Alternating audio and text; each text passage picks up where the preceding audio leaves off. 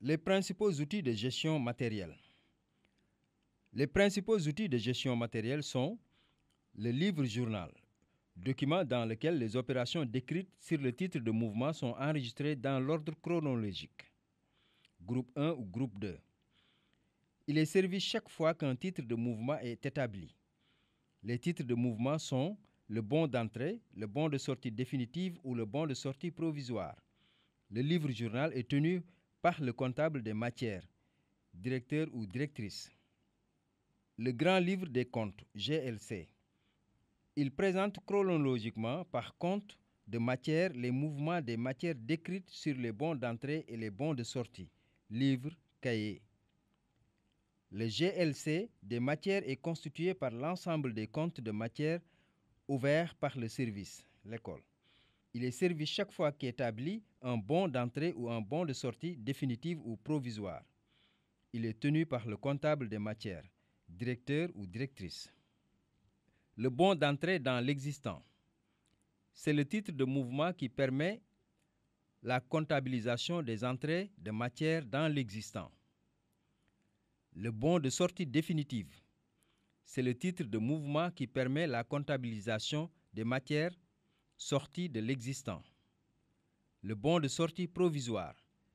C'est le titre de mouvement par lequel le comptable des matières autorise la sortie, momentanément, de l'enceinte du service, de matière du premier groupe.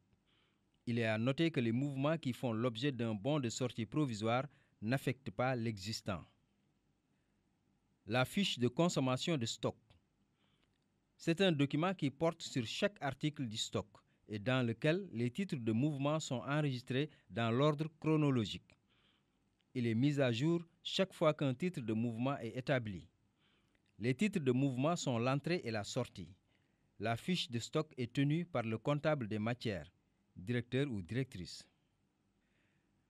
La fiche d'inventaire individuel contradictoire des matières.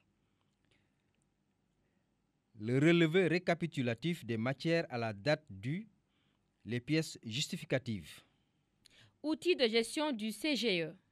Le plan d'action volontariste, PAV.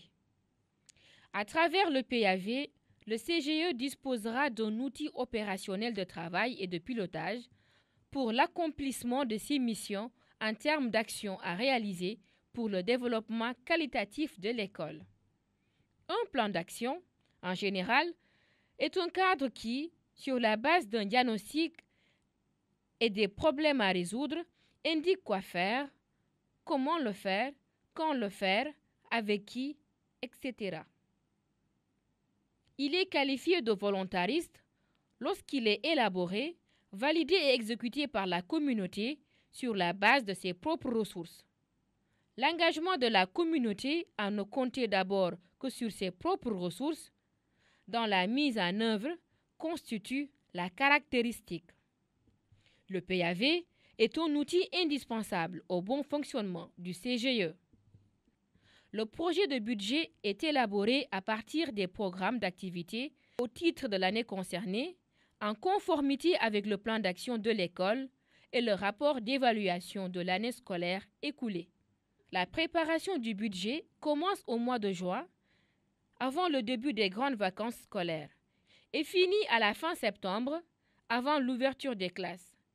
Il est adopté par l'Assemblée générale du CGE au plus tard le 30 septembre de chaque année.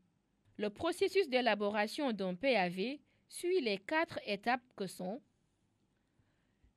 la préparation du projet de PAV, la restitution par les membres du CGE à leur organisation de base, la validation sociale du PAV en Assemblée générale, la transmission d'une copie de PV de l'AG et du PAV à l'IF et à l'Union des comités de gestion d'école, UCGE.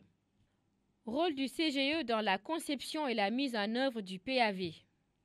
Les rôles assumés par le CGE dans le PAV sont de 3 ordres. Rôle de conception. Élaboration.